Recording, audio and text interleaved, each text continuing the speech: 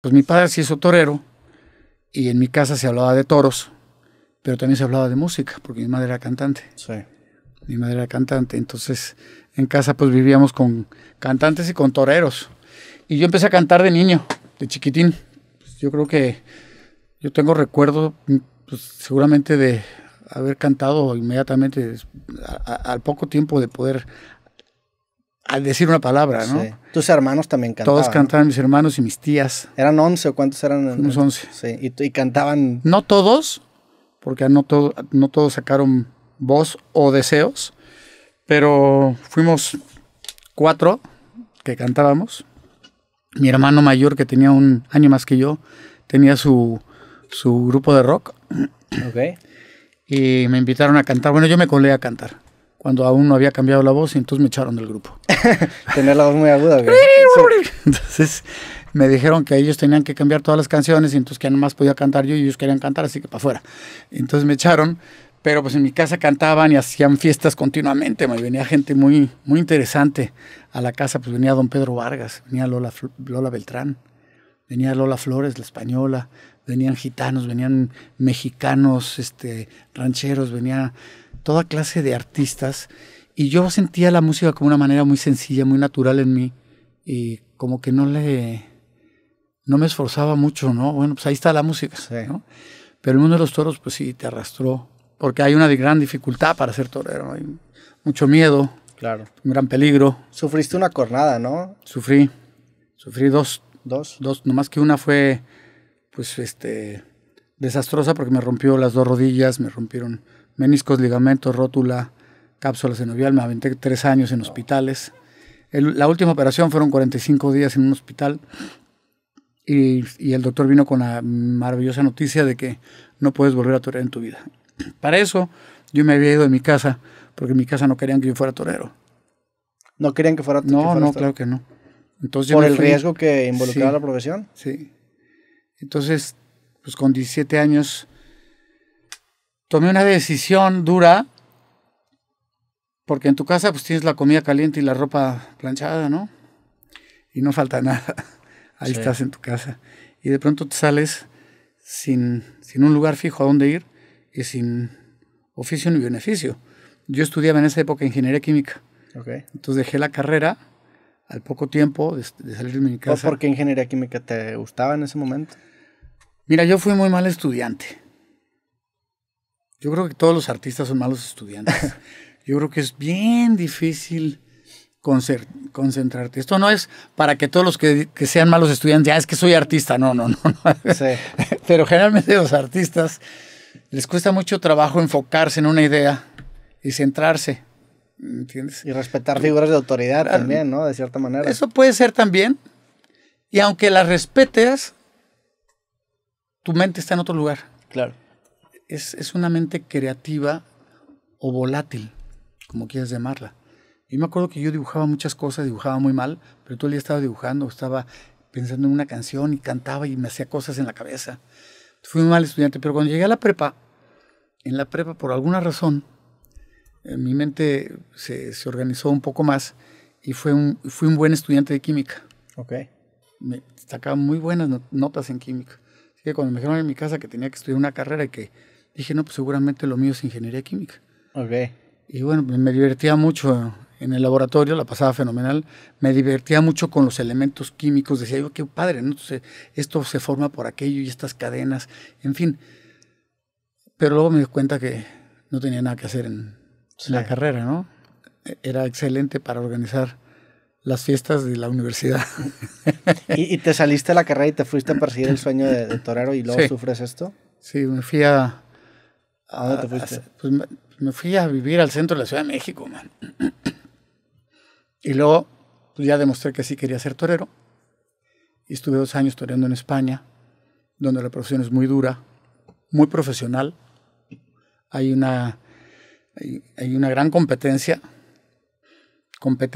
muy profunda, muy profesional, y le aprendes o te vas, ¿no? Sí. O aprendes de verdad.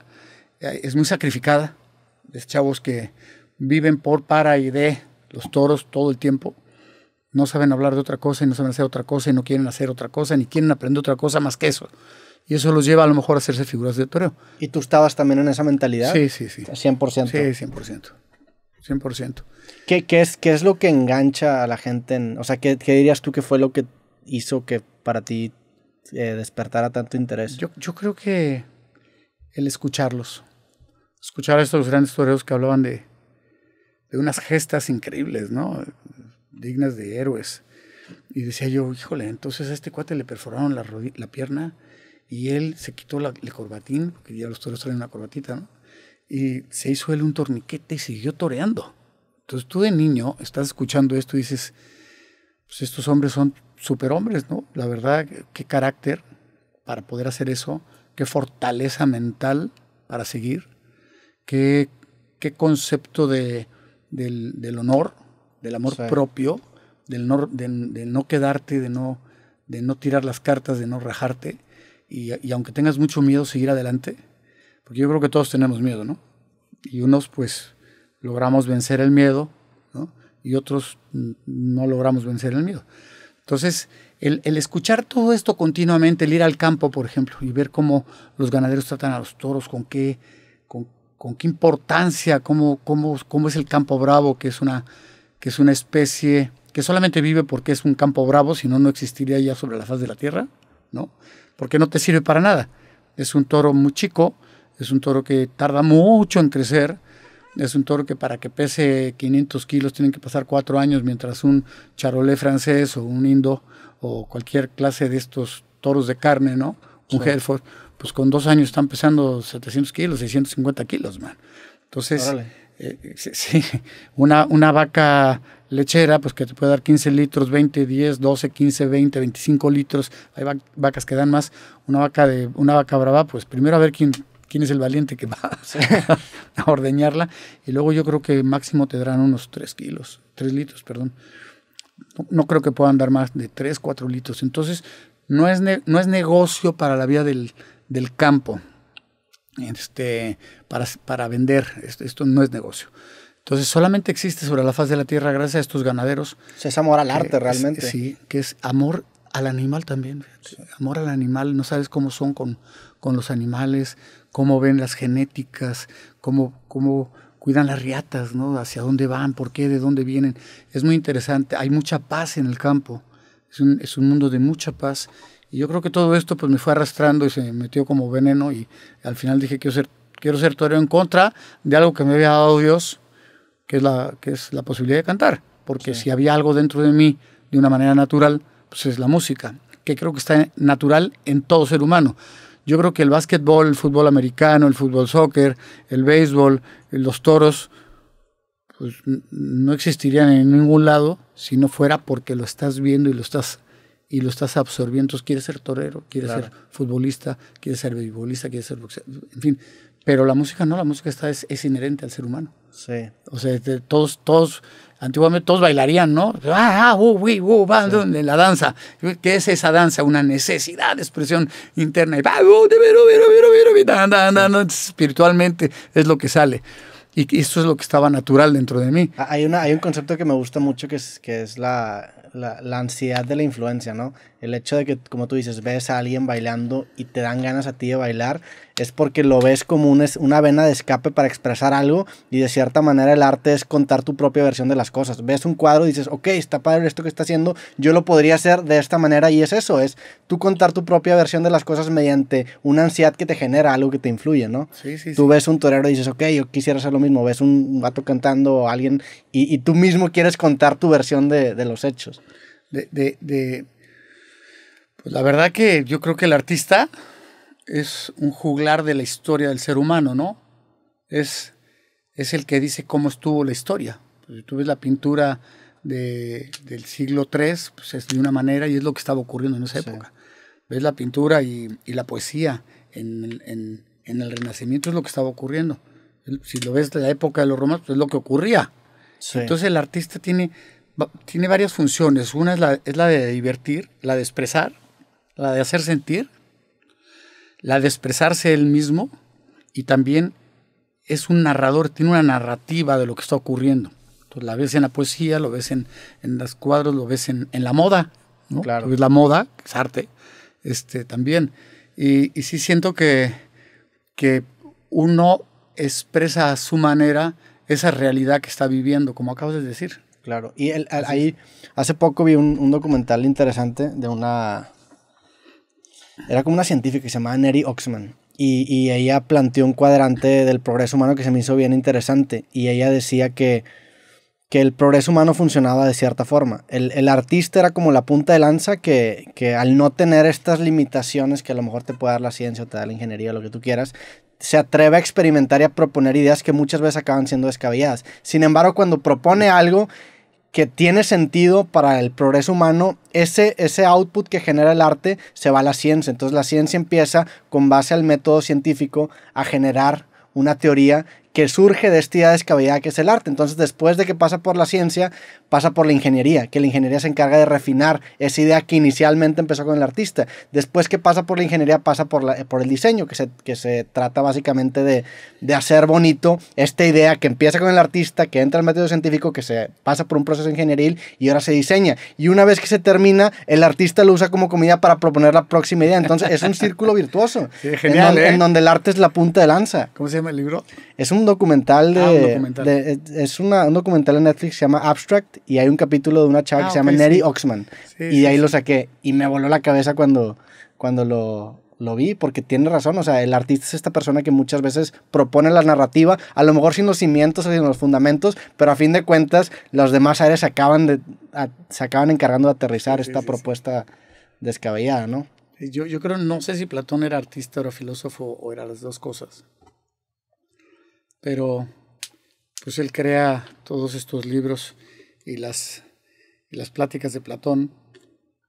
Y hay una que es muy importante dentro de sus libros, que es sobre el amor, ¿no? Entonces tiene un libro de este tamaño donde todo el tiempo está hablando qué es lo que ocurre con el amor. Entonces, quién sabe cuánto tiempo se tardaría en escribirlo, ¿no? Sí. Y llega un artista X y sin escribir ese libro te dice 3 cosas del amor que te destrozan el corazón, sí. ¿No? Esta es la velocidad de la música, de la comunicación popular, ¿no? No hace falta leer eso para expresar algo que está en el corazón. Y lo más bonito también, dentro de lo que es el arte y lo que es explicar algo dentro en tus sentimientos, es que del amor se ha hablado, yo creo que desde que empezó el ser humano y lo descubrió, ¿no? Descubrió un cuate iba con un taparrabos y descubrió que le gustaba estar con otra cuate que tenía otro taparrabos y que no le gustaba, no, pues quería estar con ella, ¿no? Sí. Y imagino que era así también. Entonces había una expresión ya, una necesidad de como estos patos salvajes que van de un lado a otro en el mundo y que solamente tienen una pareja en su vida, y si se muere el pato o se muere la pata, no tienen otra pareja. Sí. Es increíble esto, ¿no? Entonces pasa el tiempo y el amor se expresa de diferentes maneras, pero es increíble porque es una palabra que tiene 4 letras, A, M, O, R, y ha dado pie para que tú hables del amor,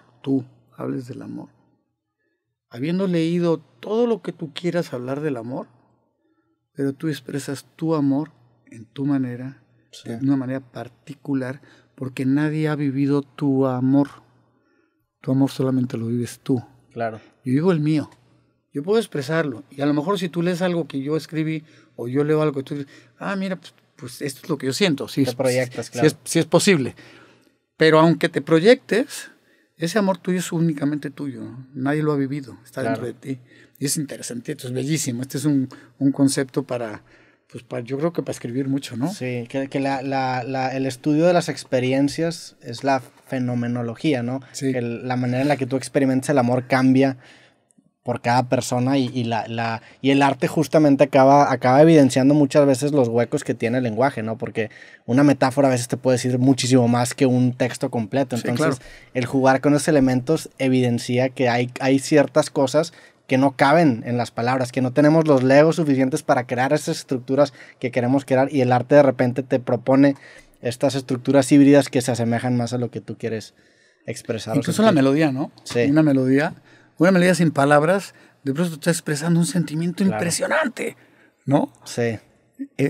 Por eso el arte es el arte, man. Pues es algo maravilloso y el arte popular es increíble, increíble. Es el más directo, el más inmediato, el más rápido de todos, el menos intelectual teniendo una intelectualidad, que debería ser una intelectualidad sin pedantería, Sí. ¿no? Que creo que sí tienes que echar manos a tu intelecto para crear algo, pero sin ser pedante, ¿no? Sí. Porque si tú eres un gran maestro y dices las cosas de una manera natural, ¿no? Sin rebuscamientos, con profundidad, sin cinismo, Sí. tiene un gran valor. Pero aparte de todo esto, si eres Juan Camaney, pero no eres pedante, entonces tiene muchísimo valor, Claro. ¿me entiendes? Porque la pedantería sí te golpea. Sí, te saca. creo yo que el proceso de expertise empieza con una simplicidad del principiante, llega a una complejidad del intermedio y el experto es la persona que es capaz de regresar a esa simplicidad, pero con la profundidad de la investigación, ¿no? O sea, Que eso que estás diciendo, pues exactamente lo que es este compositor que estábamos hablando antes, Manuel Alejandro. Sí. Porque Manuel Alejandro se leyó todos los diálogos de Platón, se ha leído toda la filosofía que te puedas imaginar, toda la poesía que tú te puedas imaginar también. Ha leído todos los poetas. Ha leído los poetas latinoamericanos, los poetas chinos, los poetas americanos, los poetas españoles, los franceses, los alemanes, los italianos. Él ha leído todo, porque es un gran lector. Y sin embargo te escribe, quiero dormir cansado Sí. para no pensar en ti. Pues es sumamente sencillo, ¿no? Sí. y tiene todo ese conocimiento y todo el proceso que acabas de decir, ¿no? Claro. Proceso increíble. Sí, pasa mucho también con la música, ¿no? O sea, los grandes artistas a lo mejor de jazz, pues también para poder llegar a esa improvisación tienen que aprender primero todas las estructuras que conlleva la música para poder saber cómo romperlas o cómo empezarlas a juntar, ¿no?